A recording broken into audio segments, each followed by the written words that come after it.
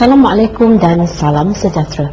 Mahkamah menetapkan 22 Oktober depan untuk memutuskan kes ahli Parlimen Batu Tien Chua yang dituduh mencederakan polis sewaktu Perhimpunan Gabungan Pilihan Raya Bersih dan Adil Bersih berhampiran Parlimen 2 tahun lalu. Magistri Muhammad Faizi Cik Abu membuat keputusan berkenaan setelah mendengar hujah daripada pihak pendakwaan dan pembelaan di Mahkamah Magistrate Jenayah 2 Kompleks Mahkamah Jalan Duta Kuala Lumpur hari ini. Tien Chua ketika ditemui di luar mahkamah berasa yakin akan kemenangan dalam kes yang telah berlanjutan sejak 11 Januari 2008. Kebanyakan saksi telah secara nyata menyaksi saya dipukul, dihentam pada kepala saya semasa saya dipegang oleh pegawai polis. Bagi pihak saya amat yakin kalaulah mahkamah ini memandang semua bukti-bukti ini secara adil, saya yakin saya akan diisytiharkan tidak bersalah. Tien Chua dituduh menyebabkan kecederaan kepada Konstebel Rusyadi Anwar, 22, dari bahagian narkotik Ibu Pejabat Polis Kontijen Kuala Lumpur di Jalan Parlimen pada 10.45 pagi 11 Disember 2007. Tien diwakili Peguam Ranjit Singh dan Razlan Hadri Zulkifli, manakala pendakwaan diketuai oleh DPP Hanafiah Zakaria. Beliau didakwa mengikut Seksyen 332 Kanun Keseksaan. Jika didapati bersalah, Tien boleh dihukum denda atau penjara 3 tahun atau kedua-duanya sekali.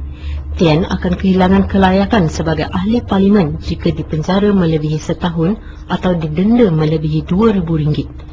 Tien ditangkap sewaktu Perhimpunan Bersih di luar bangunan parlimen kerana membantah pindaan perlembagaan bagi melanjutkan umur bersara Pengerusi Suruhanjaya Pilihan Raya SPR dari 65 kepada 66 tahun. Tien Chua yang berkereta pada masa kejadian ditahan dan ditolak keluar dari kenderaan oleh Lance Corporal Amran sebelum diheret dari kereta tersebut oleh Konstebel Rusyadi. Tien semasa kejadian berada jauh dari lokasi Perhimpunan Bersih. Saksi di mahkamah dan rakaman video menunjukkan Tien dikasari dan dipukul sewenangnya oleh pihak berkuasa. Terkecuali Konstebel Rusyadi yang mendakwa dirinya digigit Tien Chua, tidak ada saksi maupun rakaman yang mengesahkan tuduhan tersebut. Tien turut menafikan dakwaan bahawa beliau berdolak dalih ketika menjawab soalan dari pendakwa raya. Ahli Parlimen Batu itu berkata, soalan yang dikemukakan pendakwa raya berbau politik dan berniat jahat. Bagaimanapun beliau memberi kerjasama ketika soalan sama diaju peguam bela dengan lebih jelas dan spesifik. Ya, memang saya pada mula dengan menjawab beberapa soalan yang berunsur politik, seperti soalan yang